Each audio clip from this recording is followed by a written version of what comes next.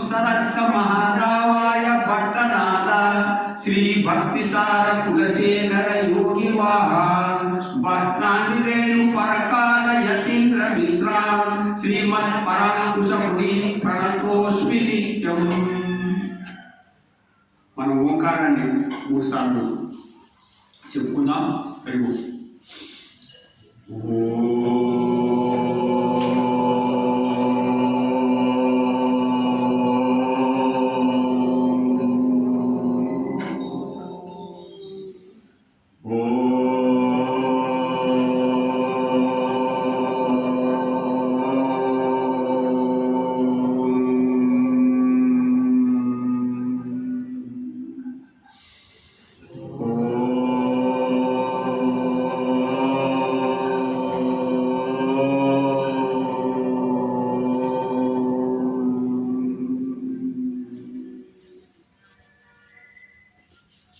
భగవద్ బాంధవులారా అందరికీ ఉదయపూర్వక నమస్కారాలు.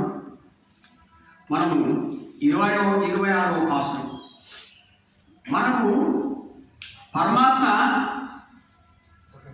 మన గురువులు కానీ మన ఈ యొక్క వేదాలు కానీ మానవ జన్మ దుర్లభం అన్నారు. మానవ జన్మ దుర్లభం అన్నారు కానీ భగవంతుడు దొరకడం దుర్లభం అనలే. అంటే ఇప్పుడు మనం ఏమర్థం అవుతుంది మనకి ఇందులో అంటే ఈ మానవ జన్మ దొరకడం చాలా కష్టం. 84 లక్షల జీవరాశులు తిరిగి 84 లక్షల జీవరాశులు మనం యోనిలో తిరిగిన తర్వాత ఈ మానవ జన్మ దొరికింది.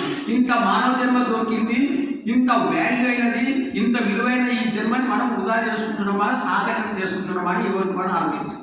ఇది చాలా ఇంపార్టెంట్. చాలా మర్చిపోతున్నాం మనం. ఎందుకంటే అందరం ఈ ప్రపంచంలో పడిపోయినాం, మనం ఈ మాయలో పడిపోయినాము, పరమాత్మకు దూరం అవుతున్నాము. ఇది భగవంతుడి కృప. మనం అందరం ఇక్కడ వచ్చిన అదృష్టం. ఇంకొకటి అమ్మవారు ఏం చెప్పిందంటే ఈ 30 పాసురాలు చదివితే చాలు, పారాయణం చేసినా చాలు, విన్నా చాలు. ఆ అలనాడు గోపికలు ఏమి ఫలితం పొందినో ఆ ఫలితం పొందుతారు. గోదాదేవి ఏ ఫలితం పొందిందో ఆ ఫలితం పొందుతుంది. నువ్వు అర్థంతోనే అర్థం చేసుకో, అర్థం కాకుండా చదువు, పారాయణం చేస్తే చాలు అని మనకు అమ్మవారు మనకు ఆశీర్వదించింది. అలాంటి పాసురం అయితే ఇంత కష్టపడి అమ్మవారు రాసింది కాబట్టి ఆ అర్థం కూడా మనం ఇంత హృదయాన్ని వచ్చినాం కాబట్టి ఆ అర్థాన్ని తెలుసుకోవడానికి మనం ప్రయత్నం చేస్తున్నాం అంటే మనకేం తెలియదు, ఏదో ఇంత దూరం మనం. ఇప్పుడు అది ఆ దృష్టి పెట్టుకొని ఇక్కడ ఇప్పుడు మీకు ఒకటి చెప్తా. ఇప్పుడు గోదాదేవి ఈ గోపికలు శ్రీకృష్ణుడు ఎక్కడున్నారు? ఇప్పుడు ఎక్కడున్నారు ఈ పాసన సమయంలో? అందరూ అదే అందుకోసం మనం ఇంత ఉండాలి. మనకి ఎక్కడున్నారు? సింహాసనం మీద స్వామి కూర్చున్నాడు. చెప్పినాక సింహాసనం మీద వచ్చి కూర్చున్నాడు. గోదాదేవి గోపికలు ఉన్నారు. ఇప్పుడు ఆయన ఆ సభలో చెప్తున్నారు మనకు కావాల్సిన విషయాలు ఏం కావాలో అది మనం ఆలోచించాలి. ఈ యొక్క వాతావరణంలో ఉండాలన్నమాట. ఈ భావం ముఖ్యం. అంతేనే ఏంటంటే మనం ఏం చేస్తున్నాం భావం అంటున్నాం. ఇప్పుడు ఆ గోపికలు గోదాదేవి వాళ్ళలో ఏముంది? ప్రేమ ఉంది. ప్రేమ అంటే శరణగతి, ప్రపన్నులు వాళ్ళు. అంటే పరమాత్మనే మాకు గతి అన్నటువంటి వాళ్ళు ఈ ధనువాస వ్రతము ఇలాంటివన్నీ చేయవచ్చా అని అంటున్నారు. చేయకూడదు కదా. పరమాత్మనే ఉపాయము, పరమాత్మనే ఉపాయమని నమ్మిన గోదాదేవి గోపికలు మళ్ళీ పక్కకు జరుగుతున్నారే అంటే పెద్దలు చెప్పినది చేయాలి. శరణాగతి అనుకున్న వాళ్ళు కూడా అంటే పరమాత్మనే దుఃఖాన్ని ఆయననే దుఃఖాన్ని ఆయన దగ్గర ఉన్నవారు పని చేయొద్దు అంటే చేయాలని చెప్తున్నారు శాస్త్రం. ఎలా చేయాలంటే మనం భావాన్ని మార్చాలి. ఏం భావం మార్చాలంటే భగవంతుని ప్రీతి కొరకు భగవంతుడు ఈ ఉపకరణాన్ని వాడుకుంటున్నాడు అని అనుకోవాలి. భగవంతుని ప్రీతి కొరకు, ఆయన ప్రీతి కొరకు ఆయన ఇచ్చిన ఈ ఉపకరణాన్ని వాడుకుంటున్నాడు అన్నాడు. అంటే ఇప్పుడు నేను ఇక్కడ చెబుతున్నాను అనుకో, ఇప్పుడు నేనే చెప్తున్నాను కాదు, ఆ భగవంతుడే తన ప్రీతి కొరకు ఈ ఉపకరణాన్ని వాడుతున్నాడు. నా గొప్పతనం ఏమి లేదు, ఆ స్వామి వాడుతున్నాడు. అదేవిధంగా మనం ఇక్కడ వింటున్నాం అనుకో, ఆ పరమాత్మ ఆ ఈ ఉపకరణాలతో తనే వింటున్నాడు. ఇంకా చెప్పాలంటే చెప్పేవాడు తనే, వినేవాడు తనే కూడా అంత అర్థం పోతుంది మనం. ఇప్పుడు ఈ పాత్రను అనుసంధానం చేస్తున్నాం. மாலே மணிவண்ணா மார்கழி நீராடுவான் மேலையார் செய்யவர்கள் வேண்டுவன கேட்டியே நடுங்க முரல்வன பாலன்ன வண்ணத்தும் பாஞ்ச சென்னியமே போல்வன சிங்கங்கள் போய பாடுடை எனவே சால பெரும் பறையே பல்லாண்டி சைப்பாரே கோல விளக்கே கொடியே விதானமே ஆதி நிலையாய் அருளேலோ ரெம்பாவாய் మాలే అన్నది. శ్రీకృష్ణుడికి గోదాదేవి కొత్త పేరు పెట్టిందండి, మాలే అని. మాలే అంటే వ్యామోహం కలవాడు. ఈ గోదాదేవి గోపికలు ఆయన దగ్గరకు వచ్చినప్పుడు మనం ఇంత ప్రేమతో ఆయన దగ్గరకు వస్తున్నాము, ఆయన కూడా మన మీద ఇంత ప్రేమ ఉంటుందా అని ఒక మనసులో సందేహం ఉన్నదంట. అయితే ఆయన వచ్చి ఆ సింహాసనం మీద కూర్చొని చూస్తే వీళ్ళకంటే ఎక్కువ ఆయనకే వ్యామోహం ఉన్నదంట ఈ భక్తుల మీద, అంత వ్యామోహం. మనము 10 రూపాయలు వ్యామోహం చూపెడితే ఆయనంట 1000, దీనికంటే 1000 రెట్లు వ్యామోహం చూపెడతారు అని పరమాత్మ. అందుకోసం మాలే అంటే ఆస్తితులందు వ్యామోహం కలవాడా అని అన్నది. మాలే మణివన్న, మణివన్న అంటే ఇంద్రనీలం వంటి వర్ణం కలవాడు. అంటే ఇంద్రనీలం అంటే మంచి మణి, మణి అంటే డబ్బులు ఉన్నవాడు స్వామి. నీలవర్ణం కలవాడు. ఇప్పుడు డబ్బులు ఉన్నవాడికి అందరూ దాసోహం అంటారు. పరమాత్మ ఉన్నాడు అనుకుంటే అందరూ ఆయనని గౌరవిస్తారు. పరమాత్మ ఉన్నాడని నమ్మిన వాడికి అందరితో గౌరవం పొందుతారు. అందుకోసం మణివన్న అంటే మణికి పరమాత్మకు పోలుస్తున్నారు అనమాట. మణి చాలా విలువైంది కదా, మణి విలువైంది దాన్ని అది తెలుసుకుని వారు ఏం చేస్తారు, శరీరంలో ధరిస్తారు. మణి విలువ తెలియని వాళ్ళు అమ్ముకొని డబ్బులు సంపాదించుకుంటారు.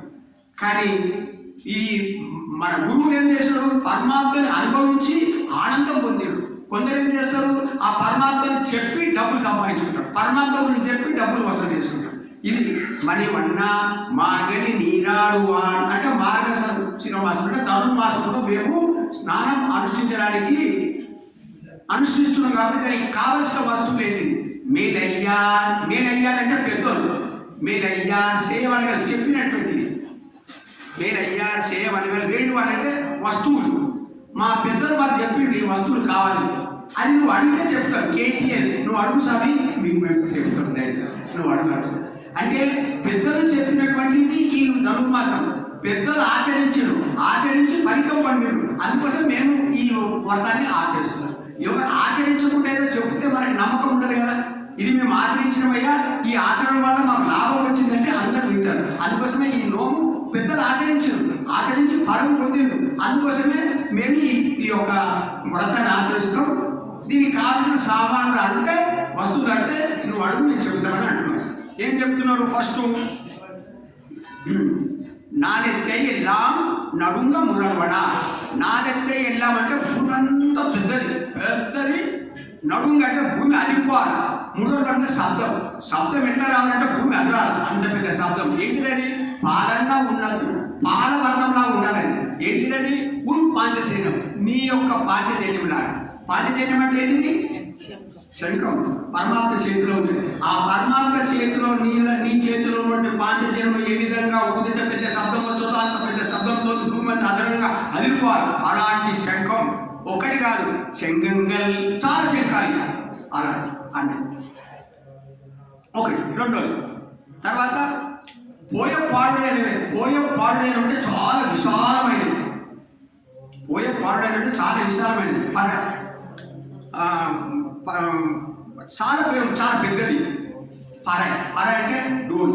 ఇప్పుడు మనం మీకు ఒకటి చెప్తా, మనం వినాయక చవితి నాడు వినాయకుని ఊరేగించినప్పుడు డబ్బులో వస్తున్నాడు మేడం, ఒక నడుము కట్టుకుని, ఒక ఆడపిల్లలు నడుము కట్టుకుని ఇంత పెద్ద డోలు మధ్యన కట్టుకుంటారు. అదే మాట కావాలంటున్నాడు. ఆ మధ్యన డోలు ఎంత పెద్ద విశాలంగా ఉంటుంది, లోపల విశాలంగా పెద్దగా ఉంటుంది. అప్పుడు శబ్దం ఎట్లా వస్తుంది, పెద్ద పడే అంటారు. పడే అంటే పురుషార్థం అని చెప్పొచ్చు, పడే అంటే కైంకర్యం అని చెప్పొచ్చు, పడే అంటే భగవంతుని యందు సారూప్యం పొందడం. పడే అంటే పురుషార్థము, పడే అంటే కైంకర్యం. ఈ పడే లేకుంటే డోలు ఇది కావాలి. ఎందుకు, మనం ఇప్పుడు ఉత్సవం పోతుంటే ఇది కావాలి కదా, శంఖం కావాలా, డోలు కావాలా, అందరూ మీరు ఆలోచించుకోండి అనమాట. ఒక ఉత్సవం పోతున్నదంటే స్వామిని తీసుకెళ్తున్నాం అనుకో, ముందట ఇవన్నీ కావాలి కదా మనం అదనమాట అడుగుతున్నది. ఇప్పుడు అవన్నీ డోలు కావాలి. తర్వాత పలానా పోయాడంటే సాలపని పళ్ళాన్ని చెప్పాలంటే మంగళం పాడాలా, భాగవతులు కావాలి. సో పాడేట వాళ్ళు కావాలన్నమాట, భాగవతులు కావాలి. ఆ తర్వాత కోలవి లెక్కే కొలది లెక్క అంటే మంగళదీపం ఉండాలి. మంగళదీపం లేదు ఎట్లా మనం ఒక ఉత్సవానికి మంగళదీపం ముఖ్యం. సో మంగళదీపాలు కావాలి.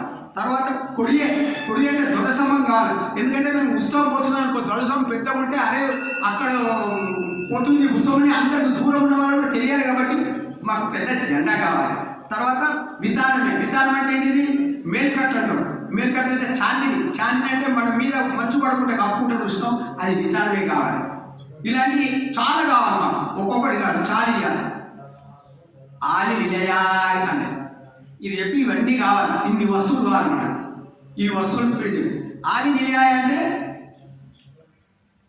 ఆయన ఏమన్నాడు, ఇన్ని వస్తువులు ఎక్కడికి వెళ్ళి చేస్తున్నాయా మేము? ఇన్ని వస్తువులు కావాలంటున్నారు, శంఖాలు కావాలంటున్నారు, ధ్వజస్తంభాలు కావాలంటున్నారు, విధానం కావాలంటున్నారు, మకరదీపం కావాలంటున్నారు, బావస్తులు కావాలంటున్నారు, ఇన్ని వస్తువులు చాలా కావాలంటున్నారు. ఇవన్నీ నేను ఎక్కడికి వెళ్ళి ఇస్తా? ఒక్కటంటే ఇస్తాను కానీ ఇవన్నీ నాతోనైతే ఆలి నిలయాయ్ అన్నాడు. గోదాదేవి ఆలి నిలయాయ్ అంటే గోదాదేవి ఎక్కడ పుట్టింది?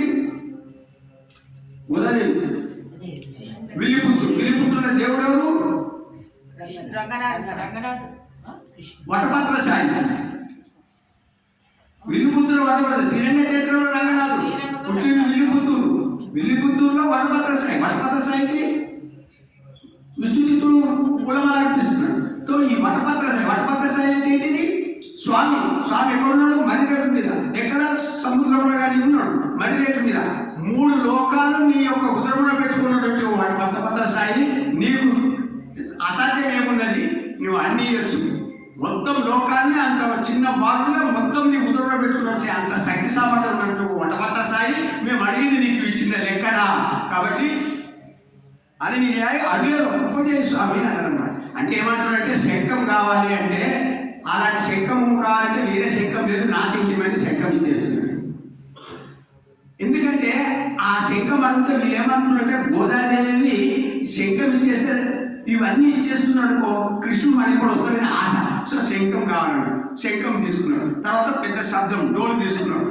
ఆ తర్వాత ఇది పాడేవాడు అంటే మంగళ పాడేవాడు అంటే మనకు ఏమంటారు భాగవతులు ఎవరి పెరియాలని ఇస్తాను, విష్ణు చిత్తునే తీసుకుపోమన్నాడు. అది అయిపోయింది. సరే మంగళదీపం ఎవరు చేయాలి? మంగళదీపం అంటే అమ్మ శ్రీలక్ష్మి ఈ లీలాదేవినే తీసుకోమన్నాడు. అంతకంటే మంగళదీపం లేదు, లీలాదేవినే తీసుకోమన్నాడు. ఆ తర్వాత ఇది మన ధ్వజము చాందినికి గరుడుని ఇచ్చేస్తాడు. గరుడు ఆయనకు ధ్వజము చాందిని అనమాట. సో గరుడు కూడా ఆయన ఇచ్చేస్తాడు. సో ఆయన దగ్గర ఉన్న వస్తువులన్నీ వీళ్ళకు ఇచ్చేయడం జరిగింది అనమాట.